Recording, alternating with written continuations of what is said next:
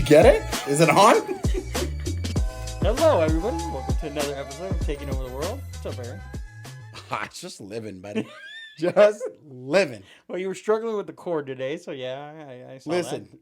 I'm not a very, OCD type person, in general.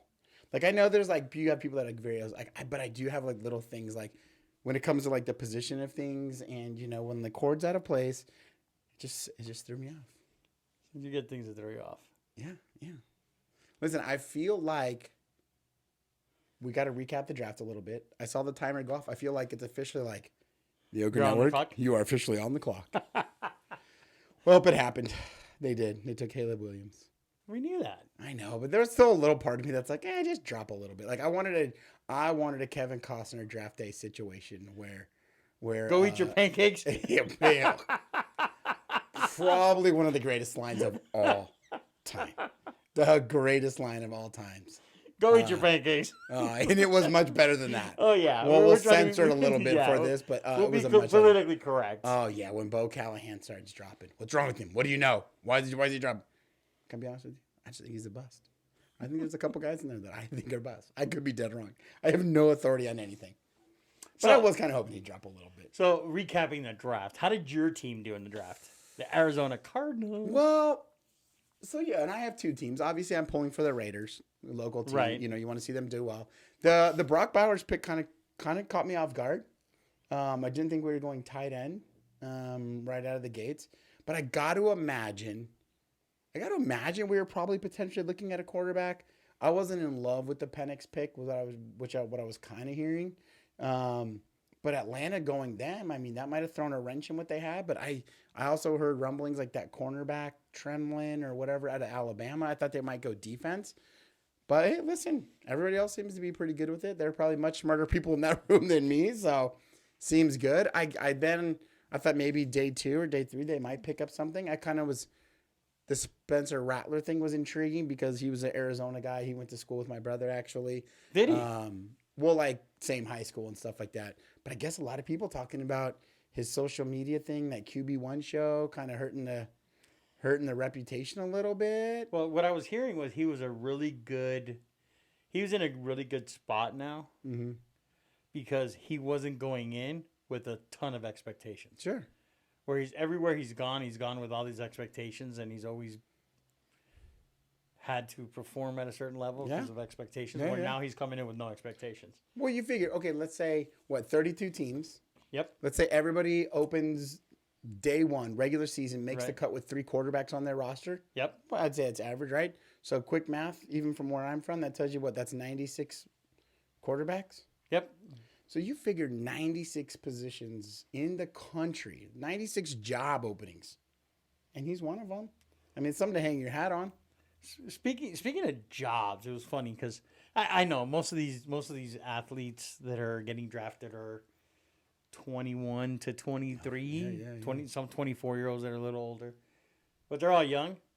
But it's so funny. What was when you were in your 20s? What was your first job? 21. Oh, I know. I got all my jobs. When you were 21, what was your job at 21? Oh, 21. I was working at 21. No, because I would have been there. I moved. You said you had them right there. Well, no, I'm not. But I know they are in order. But now I'm thinking, okay, when I was 21, I know them all. Now you can't remember what you did at 21. Well, I'm just trying to think what age when I was at 21. I think I had moved to Vegas already at 21 ish. So what was your job? I was working for the family business at 21. At 21, okay. Mm-hmm. I was working for Ryder Truck Rental at 21. Okay. And last time I remember, my parents didn't go to my interview, when I just got hired. And just cheering you on? Yeah, and this was awesome. Right after the draft, right? Because the draft, I have families there. But everybody that went to their team, they got there with their mom and dad. Yeah. And I was funny. I was telling Mercy, I was like, that's pretty, I guess that's cool, but at 21, when you get your job, do you, if I get a job at, I don't know, wherever, at an accounting firm at 21, just out of college. Do I bring my mom and dad the first day just to show up? Pretty aggressive. I love every part of it. I think people should start showing up. Like, I think HR departments should start saying, hey, listen, we're going to go ahead. Hey, be ready on, Tuesday at 12 o'clock. We'll do a Zoom. We're going to call you. We're going to let you know if we're going to offer you a position or not. And then just show up to the Zoom with just a full entourage in the background, maybe some sunglasses, some change, a new jacket. Can you just imagine, I love it. You're working at a law firm and you bring your parents in and you're walking the building with your parents? I mean, could you? I mean, you're either, people are like, this guy's going to be dope. Or they're like, you got to fire this guy. You got to fire this guy. I ran through some jobs, though. My first ever job was at the movie theaters. I was cleaning movie theater. I think 15 is when I started working.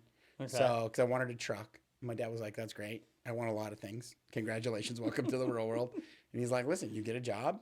I'll co-sign the loan for you. And then you can make payments back to me. He's like, okay, deal. He's like, as long as you're getting good grades. And I was playing sports. He's like, so, I still had to work, though. So I had to get good grades, work, and then obviously continue my sports. And so, yeah, I started at a movie theater.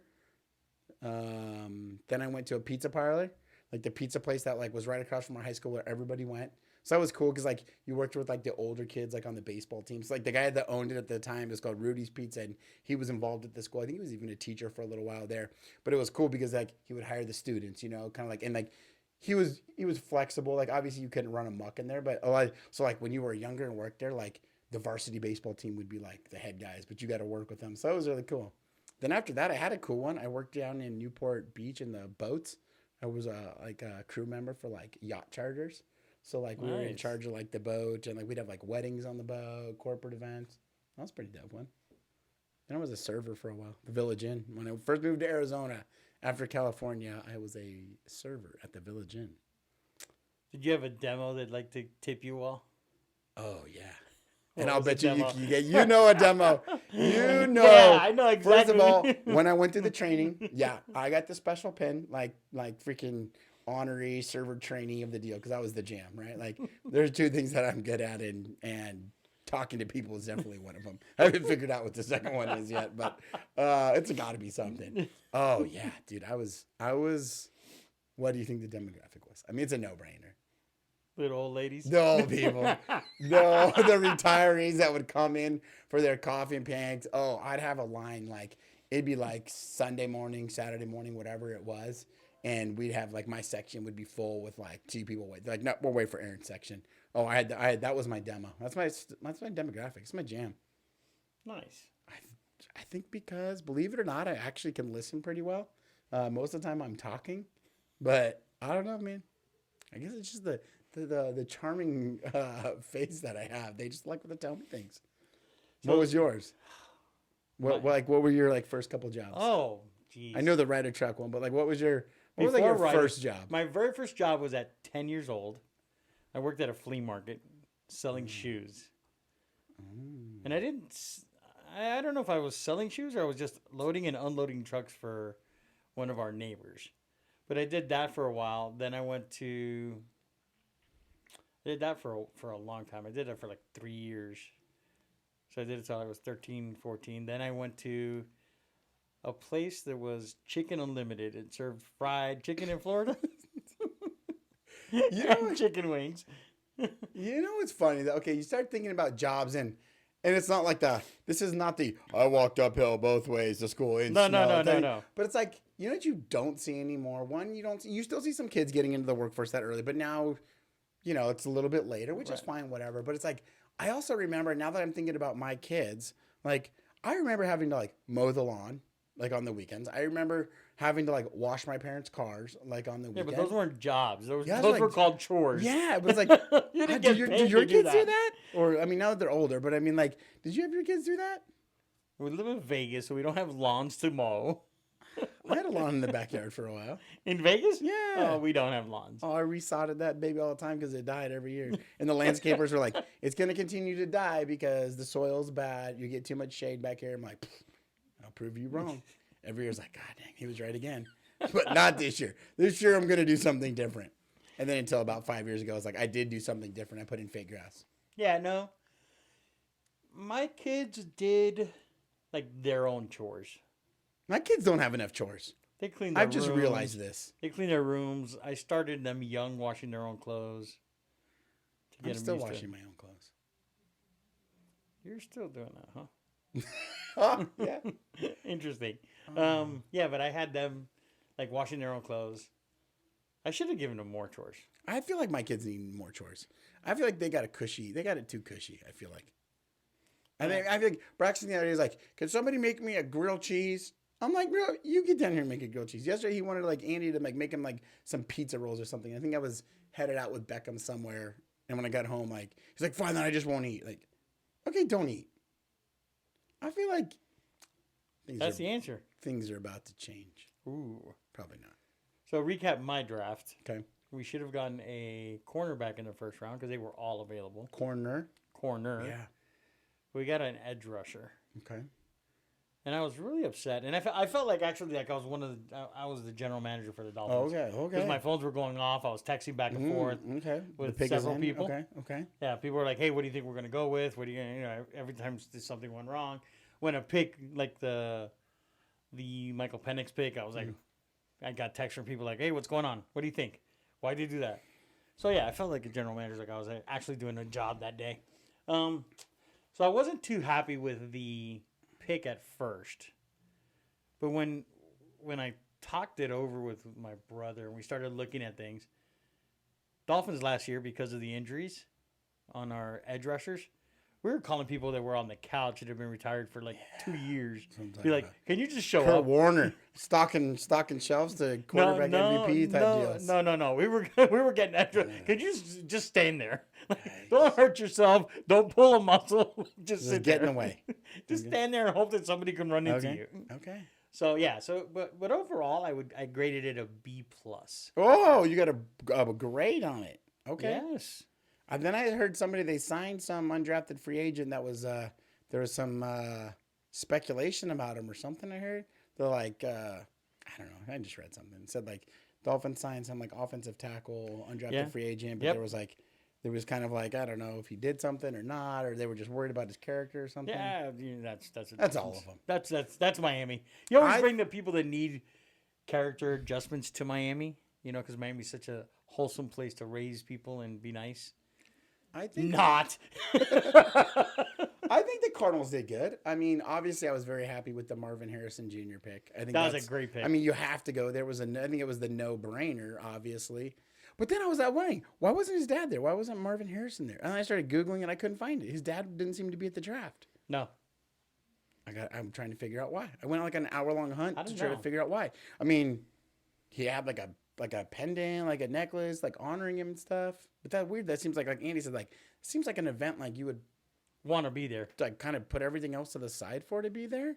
Yeah, I don't know why. I don't know. That was interesting. But then, yeah, then they made some moves, but I mean, Christ, every time they turn around, like now on the clock, the Arizona Cardinals. Now on the clock, the Arizona Cardinals. I mean, we must have like 10 picks or something. Yeah, you guys had a lot of picks. But they seem to be good. They seem like they made some good. But again, it's one of those things like, man, you don't know. What was your favorite overall pick of the draft? Is there one that you were like, you know what, that's a pretty cool pick? It doesn't matter the team. It just was that a cool pick or not? What was a cool pick? I don't know, man. I don't pay enough attention to it. You know what? I do. Yes, there was a cool pick. It was when the Chargers selected I think he was a linebacker out of Michigan.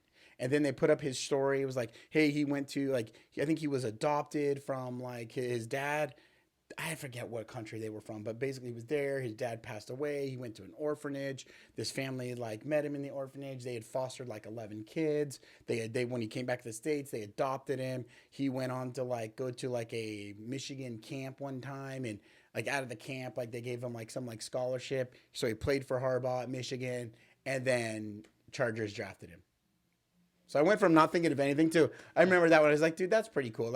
Knowing that family, staying in it. And maybe it was a reach for the Chargers. I don't know. But maybe it was Harbaugh was like, dude, you know what? I'm going to do this guy a solid. And he's going to be a good player. And, I thought that was a good one.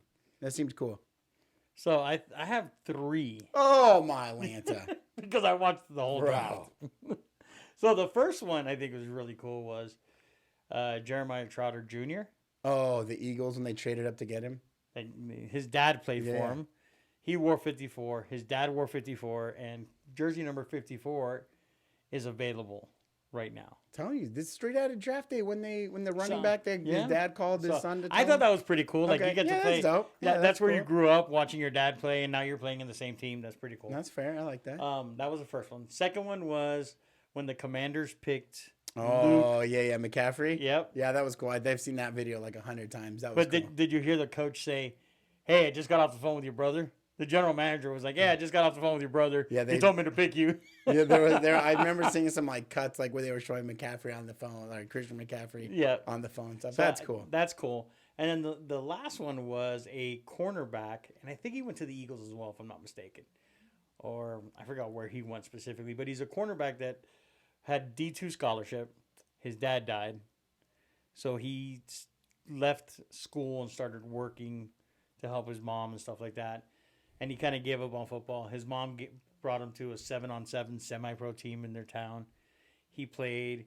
He got picked by Canadian Football League. Mm. Played football over there. Like 5 or 7 interceptions in his first year, rookie of the year. And didn't go to college, but got drafted out of the Canadian Football League. Oh, that's kind of cool. But he gave up on football to take care of his family. That's cool. And then now he got drafted to the NFL. So I thought that was a cool story. Fair Yeah, enough. there's always some cool stuff like that goes on. Fair enough. I was thinking about Miami too when I was watching that show Cocaine Cowboys on Netflix. So what do It you was, think of Miami because of Cocaine Cowboys? I think, man, that was wild down there, man. Like they were interviewing this one girl. She's like, it's not the first drug dealer I've been dating, but you know, it's like this seems to be a pretty common thing. Like, we just took off like $2.1 billion of narcotics. I was like, holy crap, dude.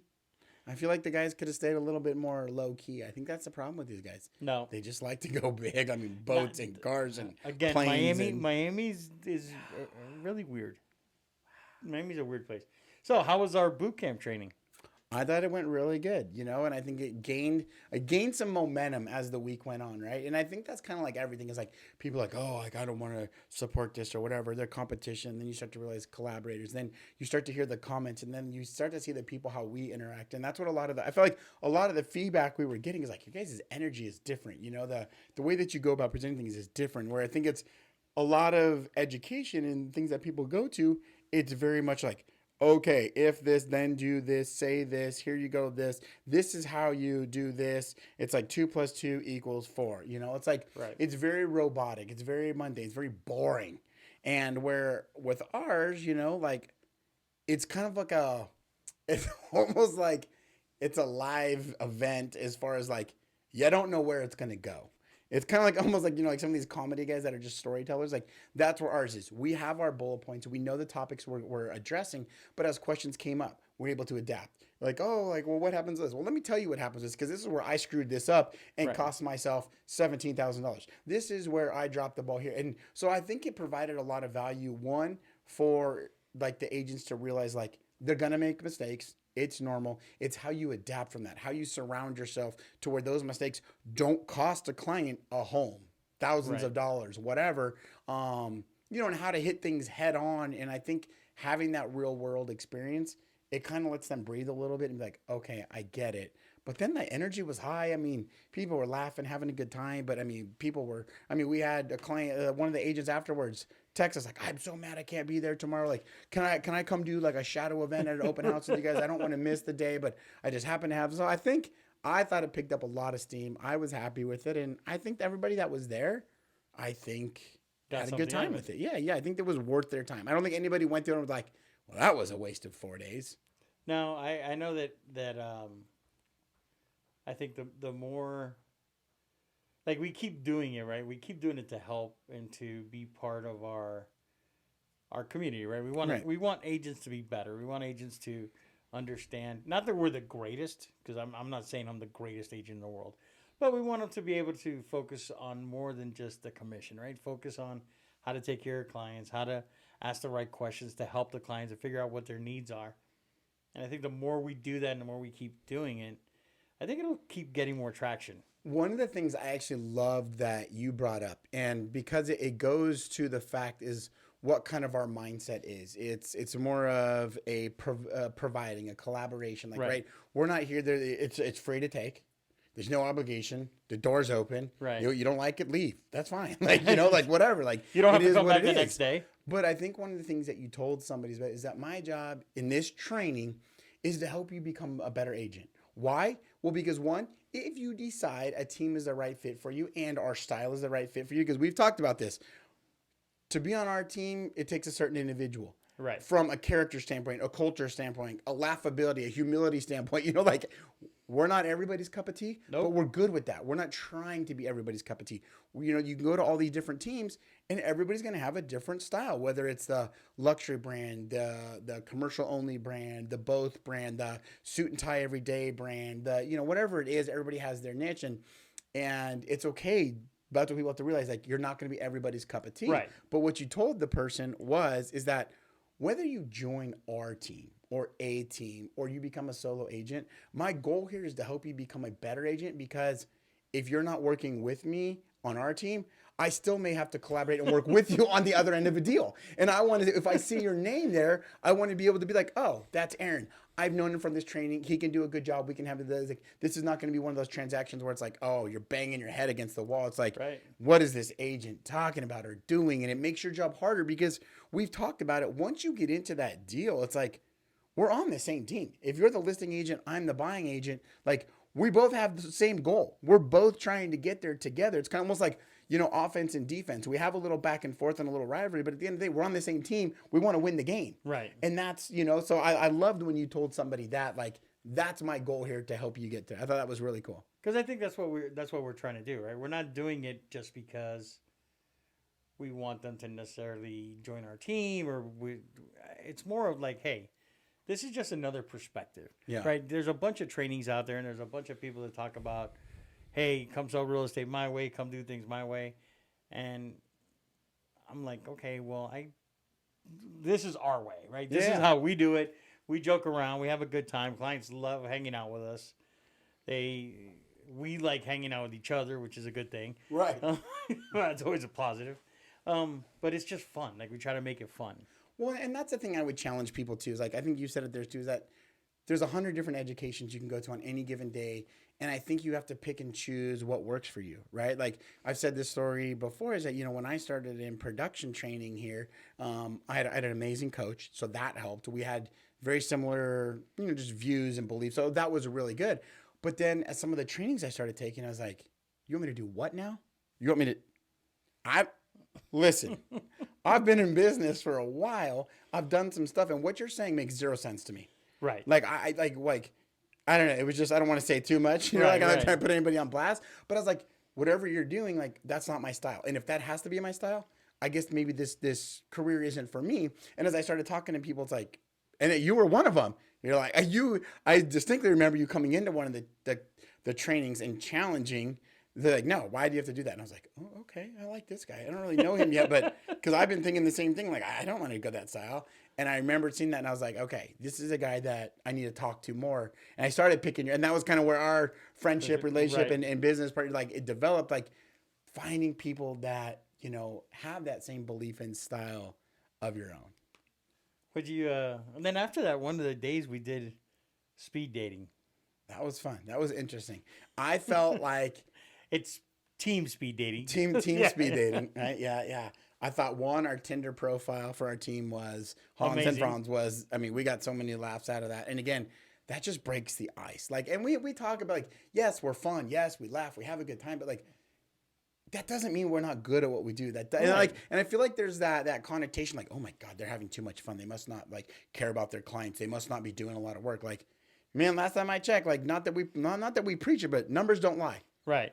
Right. And that's what we even told somebody. It's like, that's fine. Like, check us out. Do your research. We told people, go make sure you talk to everybody. Make sure you find a good fit for you, but find out exactly what they're hiring for ahead of time, and find out what kind of production they do, because they can all talk a big game. And there's a lot of good people out there. And there's people that, well, I'm putting on this social media training. I'm putting on this script training. I'm doing this. Like, great.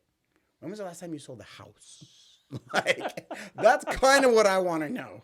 right? And some of these people, it's like they want to be an expert in it.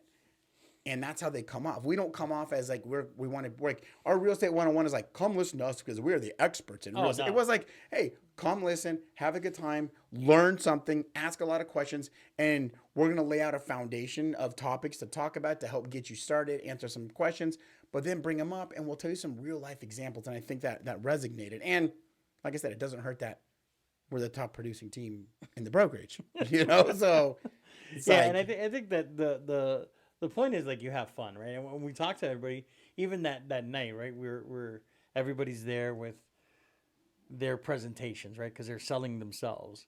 And I had a beer in front of me. You had an iced tea, and I was walking around when people were talking too long to people, and with a buzzer on my phone and buzzing them. Like that's our person. That's what we do. We have a good time. And I would have had a beer with you. I had some coaching obligations that probably wouldn't have worked out well. But to your point, that's what I was gonna say too. Is like, I felt like it was a scene right out of the show The Office, right? Like I know I'm a big Office guy. Like when Michael goes on like the job fair, and he's got like the armed forces over here and this and like all these cool jobs, and he shows up like, we just need one piece of paper that will change people's dreams. Like I felt like I'm looking around, I'm like, oh, they got like racks of magazines and this and that, and like people are like, and then when I was like for a second, iPad presentations. Yeah, for a second I'm like, oh crap, we are very underprepared for this. And then we were just the next thing you know, I was like, or not. Like this is our style. We're not selling iPad dreams. We're not selling magazines. Like we're selling our culture, our like what we do, and like it's not even selling. It's like we're just here to inform. This is how we do things. And then we had people that were staying at our table when they asked us like, hey, who did you like? Whatever we put down. I was like, oh, you know what? They had you rated like number 1, 2, or they had you rated high. So and so wants to come talk to you. It's like then you start thinking it's like we don't need all the smoke and mirrors. Like it's that's not who we are, right? Right. We're not. Like, if you're looking for a completely structured environment, it's not ours. Right. If you're looking for somebody that's going to go over 120 ways to say something, it's not us. Like, that's just not who we are. Right. Right? We're more conversational. We like to have conversations with people. I don't think you or I have ever met a person in a conversation that we don't like. Right. we could talk to anybody. Sometimes. There's a couple. There's a couple, but for the most part, we could talk to anybody about anything. And then we just want to make you the best version of you. Like, whatever you want to do. If you want to sell 1 house a month, perfect. If you want to sell 5 houses a month, we'll help you do that. If you want to sell no houses, and you just want to hang out and hang out. And that was a common question. Like, well, how many hours I have to put this together? Like, tell us what your life is like, right? But like, what's your comment about the hours? Yeah. What's the comment about the hours? It's all about managing expectations, right? You had a specific thing that you said about the amount of hours that you put in is what versus you're gonna cash. Yeah. Well, I don't know exactly. Oh, I don't know exactly what I said about it. Didn't I say like take your hours to the bank or something and see if you can cash it or something? You can't take your try hard. You can't take your hours and your try hard and take it to the bank. Yeah, I was like, yeah, you want to work like 1 hour a week, Monday through Thursday from 11 to 12 with a half-hour lunch. Like you can't take your timesheet that you wrote all this down and go over to like Bank of America and be like, yeah, I'd like to submit this for payment, please. Like it doesn't work that way. So you have to have realistic expectations in management. Like if you're busy and you can only work, you have a part-time job, like we told them, like, yeah, probably should keep that for now. You need to eat and pay bills, right? Like best case scenario, if you get a deal today, you're probably looking 35, 40 days out to close it and get paid. Like, right. Yeah. But just because you close one deal doesn't mean that you're going to close multiple deals if you're not in this every day. Like, well, and that's the thing that I struggled with when I first started, when I sold another business and this became a full-time job. You kind of, I've never really been in a sales commission only type pay structure. Right. And so I was like, oh, dang, we going to Sizzler. Like, right. Like we going, you remember that movie, we going Sizzler. Right. But then it's like, oh crap, you got to start saving this because you don't know how many deals this month versus a big month. And it gets a little scary sometimes. But I did. Okay. I got a question for you. Don't be looking at the timer. We still got time to get our pick in. Go. Okay. Ed Rossi, you're on the clock. If I told you I would give you a check tomorrow for $1 million net, no taxes, no obligations, nothing. You get to go take $1 million and put it in your bank account tomorrow to do whatever you want with it. Would you take it? Depends on what the consequences. No consequences. Yeah, I'll take it Okay. for sure. Now, let me ask you, is that how excited would you be to get that $1 million and put it in your bank?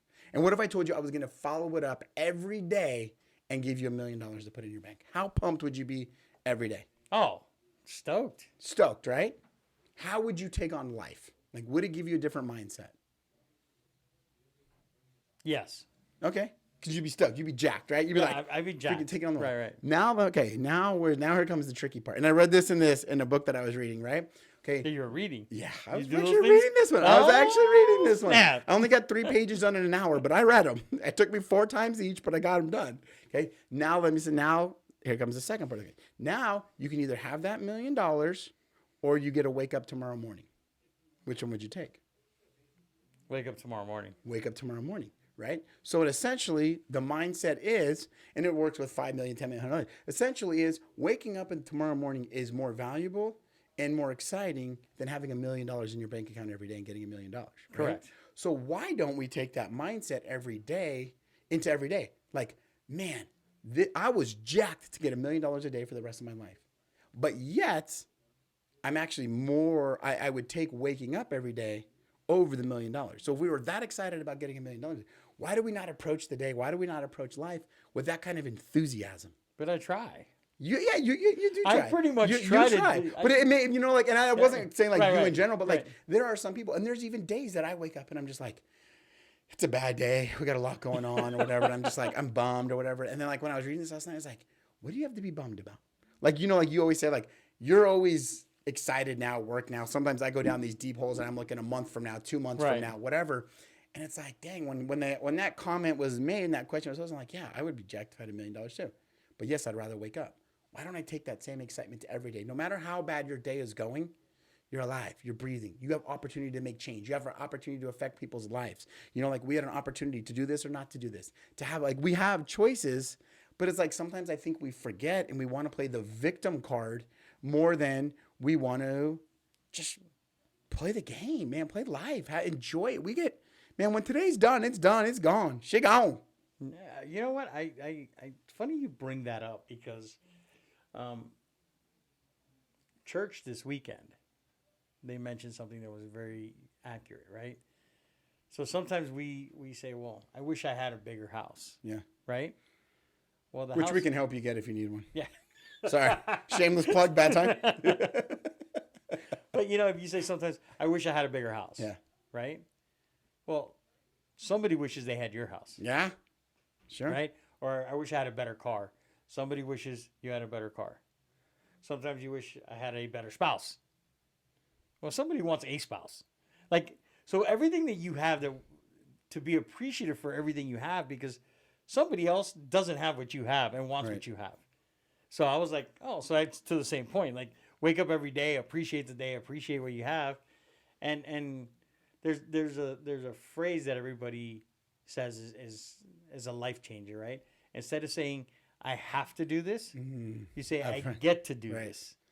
So every day you get to do something, and it just changes your mindset that now you're wanting to do it versus you're forced to do it. I've heard the same thing with yet, the word yet. Okay. Like, I haven't done that, right? I haven't done that yet. I haven't made $1 million. I haven't made $1 million yet. I haven't gone on this vacation. I haven't gone on this vacation yet. But yeah, it's all about that mind trickery, if you will. Yeah. I like it. Okay, so who do we pick first round? Just, We were on the clock. listen, if I'm the Cardinals, I'm kind of pumped. The Suns, terrible. Died yesterday. Died last night. Got swept. See you later. Monster changes have that coming. payroll and not do it. I mean, the Heat have half the payroll, I don't know. and we still don't know. we're battling. But I'm excited about football season. I'm excited to see Marvin Harrison Jr. And what's awesome is that, so my brother-in-law, my sister's husband, they're huge football fans. He's a huge Colts fan. He grew up in Indianapolis, huge Colts fan. And his name is Harrison. So Marvin Harrison's always been his guy, Jersey Harrison and stuff. So I know he was probably super jacked. I'm sure he's already got a Harrison jersey for the Cardinals, right? So, listen, with the first pick, the OGRE Network selects themselves. There we go. We are the number 1 pick. Hey, but Without a listen, we're doubt. looking to build to it, though. That's it. All right, brother. Have a good one. Always a pleasure, sir. Oh, wow. Good day. Good day. Good day. Good afternoon. Good night.